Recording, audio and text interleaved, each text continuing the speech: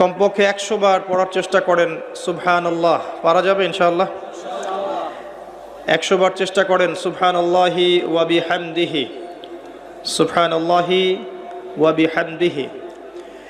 মিজানের পাল্লায় দুটো কালিমা প্রচণ্ড ভারী হবে, সুবহানাল্লাহি ওয়া বিহামদিহি, সুবহানাল্লাহিল আযীম।